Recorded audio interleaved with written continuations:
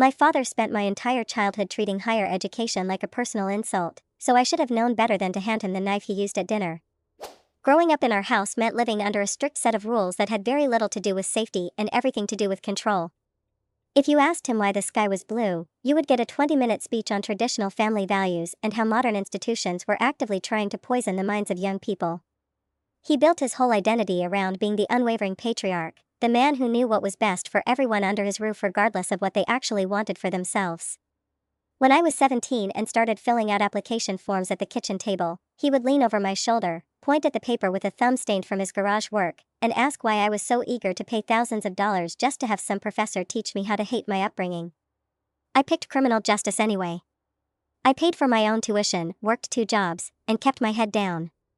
Every time I came home for Sunday dinner during those undergrad years, the interrogation started before I even took my coat off. He wanted to see my syllabus. He wanted to know the titles of my textbooks. If a course title contained words like sociology or ethics, he would set his fork down, lean back in his chair, and start swinging. He called it expensive liberal indoctrination. I called it getting an education. But back then, I still held on to this foolish idea that if I just worked hard enough, if I showed him a clean transcript with high marks, he would eventually look at me and admit I was doing well. Instead, the distance between us grew until it turned into 4 full years of complete physical separation. I moved to the city, got an apartment with my boyfriend, Mark, and built a life that didn't require my father's permission to exist. Mark works in accounting, quietly tracking numbers at a desk while I spent my evenings studying until my eyes burned. We live in a place where a single bag of groceries costs what a full tank of gas used to, so we made a conscious decision to hold off on big life milestones. We wanted a foundation first. We wanted savings, stability, and a clear path forward before we even entertained the idea of starting a family. 3 months ago, Mark and I drove back to my hometown for a visit. For years of low-contact phone calls had dulled the sharp edges of my memories, and I convinced myself that time might have softened him. The moment we walked through the front door, though, it felt like no time had passed at all. My mother hugged me tightly in the entryway, smelling like the same rose lotion she had used since I was 5, while my father stood by the kitchen counter with his arms crossed over his chest. He didn't ask about my job. He didn't ask about our drive down the highway. He looked past me, looked at Mark, and asked when we were finally going to make honest people out of each other. For 3 straight days, every single conversation drifted back to the same narrow track. If we were sitting in the living room watching the news, my father would make a comment about how apartments in the city were no place to raise a proper family. If Mark mentioned working late on a quarterly tax report, my father would snicker into his coffee cup and ask how a man expects to settle down when he's letting a woman work just as hard as he does. We kept our responses polite and measured.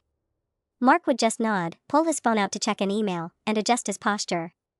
I would shift in my chair, grip my coffee mug a little tighter until my knuckles turned white, and steer the topic back to something neutral like the weather or the repairs he was doing on his truck. I endured it because I had a secret. For 8 months, I had been waking up at 5 in the morning to prepare for the LSAT. I spent my weekends taking practice exams, rewriting personal statements, and anxiously refreshing my inbox. 2 weeks before the trip, the email finally came through. I had been accepted into law school, complete with a partial scholarship package that made the whole thing financially viable. I hadn't told anyone except Mark. I saved the news because I genuinely believed that delivering it in person, over a nice meal that I paid for, might finally break the pattern. I wanted to hand him something objective, proof that I was moving up in the world, that my efforts had paid off, and that I was capable of building a real career. I thought if I framed it as a major personal achievement, he might set aside his talking points for just one evening and say he was proud of his daughter. On the final night of our stay, I made reservations at a local steakhouse on the edge of town. It was the kind of place with dark wood booths, heavy cloth napkins, and prices high enough that my parents only went there for major anniversaries. I insisted on picking up the tab. As we sat down in the booth, the air felt heavy with the same familiar tension, but I tried to push it aside. My mother sat next to my father, her hands folded neatly in her lap, looking between us with that familiar, worried tilt of her head. Mark sat beside me, his knee resting gently against mine under the table as a silent reminder that he had my back. We ordered our meals, and while the waiter took the menus away, I reached into my purse, pulled out the folded acceptance letter, and laid it flat on the dark wood surface between our plates. I rested my palm over the paper for a second before sliding it across to my father. He didn't pick it up right away. He just looked down at the header, his brow furrowing as he read the logo at the top, then slowly reached for his reading glasses in his front shirt pocket. My mother leaned in beside him, her face lighting up with a soft smile as her eyes scanned the text. She reached across the table and squeezed my wrist. "Law school," she whispered, her voice genuine and light. "Oh, honey, that's huge." My father set his glasses back on the table with a dull clack. He didn't smile. He didn't reach out to congratulate me. He leaned his upper body back against the leather seat, wrapped his thick fingers around his water glass, and took a slow sip before looking me dead in the eye. "So how much is this going to cost?" he asked. "I got a partial scholarship," I said, keeping my voice calm and even. "The rest is covered through loans that I can easily pay back once I start practicing. It's a solid program." He let out a short, breathy laugh that had zero humor in it. "Scholarships don't cover living expenses in a city like yours. You're going to be drowning in debt for a piece of paper." He turned his eyes toward Mark, who was sitting up straight, resting his forearms on the table. "And you're just okay with this? You're fine sitting back while she spends 3 years in a classroom instead of building a life with you?" Mark cleared his throat, adjusting the cuff of his button-down shirt. "I support her completely, sir. Actually, my firm has plenty of fully remote accounting positions. I've already talked to my manager about transitioning to one so I can handle things at home while she focuses on her coursework. It works out really well for both of us." That seemed to strike a nerve. My father's jaw tightened, his face flushing a deep, dull red under the warm lighting of the restaurant. He set his glass down hard enough that water splashed over the rim onto the dark wood. "Remote accounting," my father scoffed, shaking his head. "So you're going to stay home and play house husband while she goes out and earns more than you? What kind of man lets his woman out earn him while he sits on the couch? How does that make you look?" "Dad, stop," I cut in, my voice dropping an octave as I sat up straight. "This isn't about Mark's career. This is about my future. I worked incredibly hard to get into this program, and we came here tonight to share good news with you." "Good news?" He leaned forward, resting his heavy forearms on the table, pointing a thick finger straight at my face. "You call this good news? You're nearly 28 years old. You are actively choosing to spend 3 of your prime birthing years sitting in a lecture hall listening to people tell you how to think. What happens when you turn 31 and realize your body physically can't handle having babies anymore? A woman's body isn't designed to put off starting a family until her 30s just so she can chase some corporate fantasy." The air at the table turned completely dead. My mother's smile vanished, her hands dropping under the edge of the table as she stared down at her lap. Mark shifted beside me, his jaw clenching so hard a small muscle twitched along his cheekbone, but I put a hand on his leg to keep him from stepping in. This was between my father and me. My father wasn't done. He scanned my face, taking in my plain jacket, my minimal makeup, and the way I held myself. He shook his head with a look of utter pity. "Look at you," he sneered softly. "You don't look like a lawyer. You don't act like one. What if nobody hires you after 3 years of wasted time? Then what?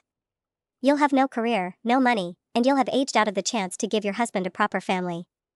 Why can't you just focus on your actual future for once instead of living in dreamland?" Every bit of warmth I had carried into that restaurant evaporated instantly. The foolish hope I had nursed for years, the quiet, desperate wish that he might one day look at me with pride, shattered right there next to the bread basket. I didn't cry. I didn't raise my voice at first. I just looked at his face, seeing the sheer arrogance, the stubborn conviction that my entire value as a human being boiled down to my ability to produce grandchildren on his preferred schedule. I slowly picked up my acceptance letter, folded it carefully along the original crease, and slipped it back into my purse. I looked across at my mother, whose eyes were wide with quiet panic, and then brought my gaze back to him. "You are so fucking selfish and ignorant," I said, my voice cutting through the noise of the surrounding dining room like a blade. My father blinked, startled by the tone, but before he could speak, I pressed forward, leaning across the table until I was inches from his face. "You treat every single one of your children like we're lesser beings whose only purpose is to validate your narrow, miserable worldview," I said, each word deliberate and sharp. "And then you sit at home and wonder why my brothers don't call you. You wonder why none of us talk to you unless we absolutely have to. It's not the world changing, Dad. It's you. Maybe for once in your entire life, you could have pretended to care about someone other than yourself." My father snapped. He pushed his chair back with a loud screech against the carpet, standing up so fast his napkin tumbled onto the floor. "You don't talk to me like that," he practically shouted, his voice echoing into the adjoining booths. Several diners turned to look. "In front of your mother?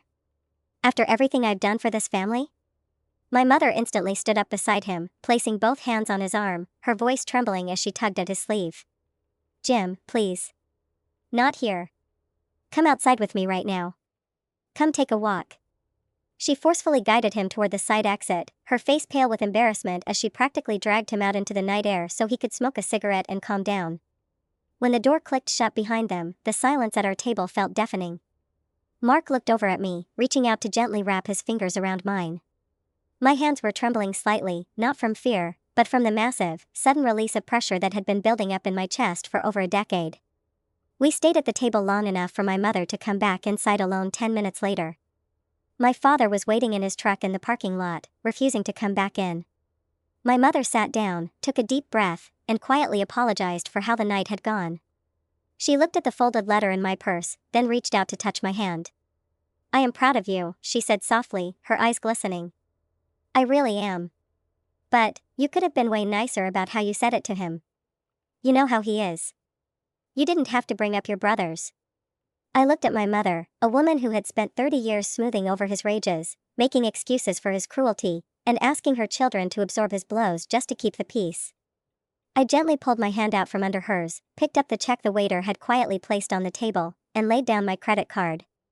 No, Mom, I said quietly, looking her in the eye. I was as nice as the truth allowed me to be.